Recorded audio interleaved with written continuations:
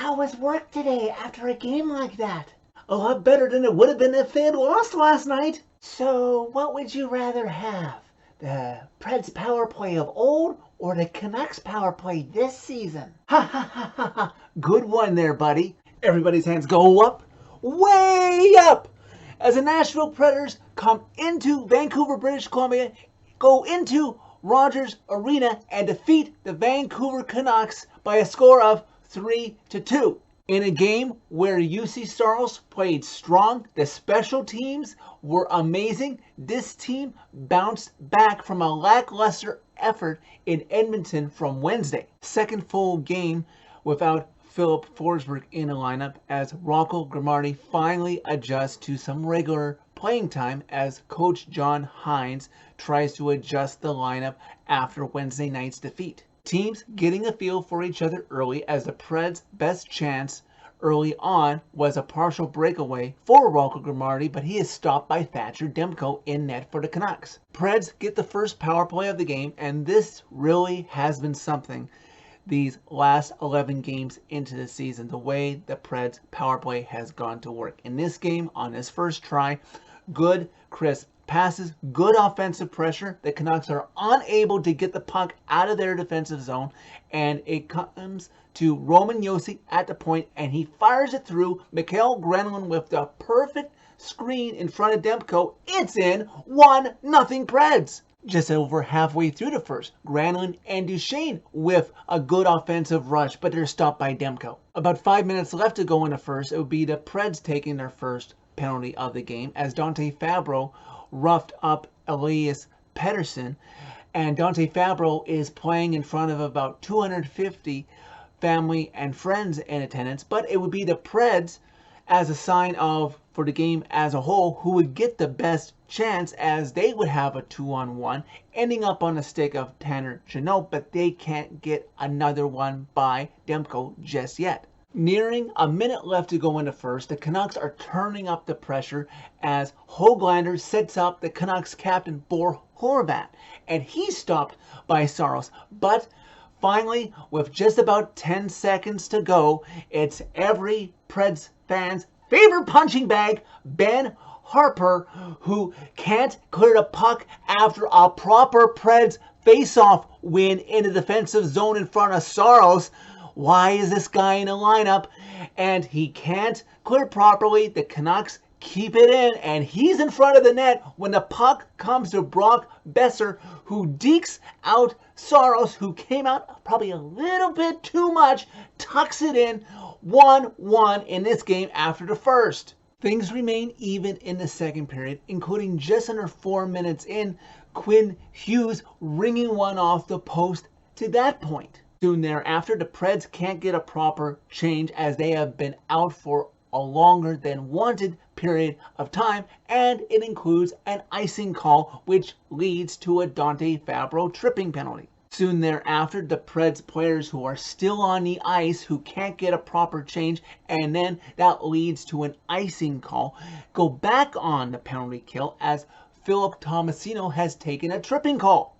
Preds fortunately kill off that penalty thanks to the inept Canucks power play, and fresh out of the box, Philip Tomasino gets a partial breakaway, but Hamonic of the Canucks tracks him down and keeps it from being 2-1 Preds. Shortly after, the Canucks with offensive pressure in the Preds zone again, and this time it's Höglander who gets the memo off of Besser's goal, gets Saros to come out way too far, dekes him out and tucks it home. 2-1 Canucks. And it's at this point, as I'm watching the replay on the Canadian Canucks telecast of the game, I'm thinking to myself, yeah, Saros, stay in your net so the forward doesn't have as much room to shoot at, but oh look, it's number 17, Ben Harper, on the ice again. It's like, I can barely stand to look to see what you did to contribute to that goal. Why is this man on the ice for the Preds? Why is he dressed? He is always accounted for to contribute to one opposing goal every Preds game he's dressed in, it seems. Philip Myers, He's in the Preds press box, completely healthy. Why did we trade for him if he's not going to be dressed over people like Ben Harpur? I would rather see Jeremy Davies or David Ferens from Milwaukee get called up and played instead of him. Shortly after the Canucks took the lead, Preds Nation wouldn't have to wait for their team to respond. Play in the neutral zone as Mikael Granlund gets it ahead to a speedy Matt Duchene who barrels in, dinks out the Canucks defense, right in on Demko, backhand, scores 2-2. I was thinking at this point in the game when it was tied at 2, if Ben Harpur wasn't dressed in this game, I would argue it would be 2-0 Preds right now. Like seriously, this should be the only number 17 in circulation with a Preds jersey right now, unless you're sporting a Hartnell one still at home. Ekholm would take a tripping call with just about 6 minutes left to go in the second period. And I will tell you one thing, Preds Nation. Remember how frustrating and agonizing watching the Preds power play used to be? That's the Canucks power play right now. Take it from a guy who lives here and has to hear about it all day, every day on local sports radio. The Canucks have, and after this game as well, only have one power play goal at home. That's it. Makes you thankful to have a partially or fully functioning power play like the Preds finally do. So as this game progressed, I became more and more confident with each Preds penalty that they took. Not that I wanted them to take a lot, but when they did, that I was fairly confident that they were going to kill it off. Then we would have a great save at one end by Demko on Tomasino, and then on the other side, Saros is still wandering just a bit, but the Canucks can't get that third goal by him. Then, after waiting so long after the opening goal by Juuse in the first period, the Preds would get their second power play chance late in the second period, and it would go to work. The Preds work the puck down low, and it ends up on Luke Kunin's stick, and he gets Demko to commit over to him just long enough so Luke Kunin can get it over to number 26, Philip Tomasino, who roofs it past Demko for a good effort to make sure it's in. 3-2 Preds after 2 periods. Again, I would argue this game could be 3-0 without number 17 in a lineup, and Preds could be breathing a lot easier going into the third period. Preds, strong night on the power play, as I will get to in the summary, but they were unable to stay perfect on the power play, as when Bo Horvat, the Canucks captain, took a penalty early in the third period, the Canucks were able to kill that one off and keep it a 1-goal game. It would then be Alexander Carrier's turn to take a completely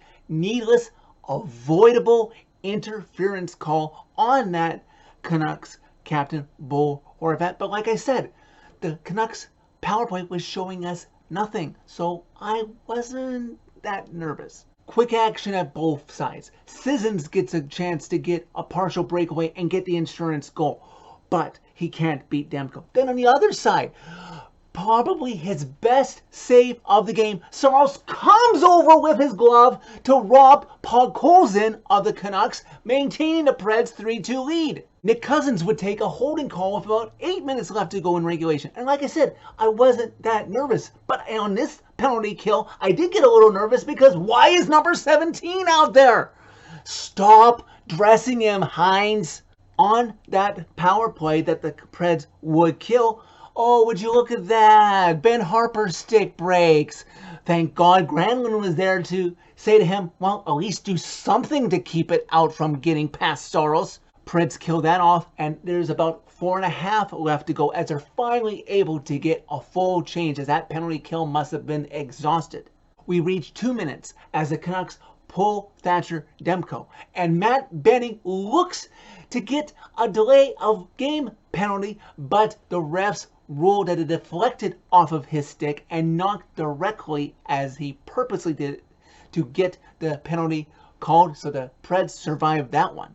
The Canucks with one last good chance to try and tie it as the Preds ice the puck with 10 seconds to go, but the Canucks can't set up the right play, and the Preds win the game 3-2. Big road win against a team you might be contending with for playoff spots come the end of April.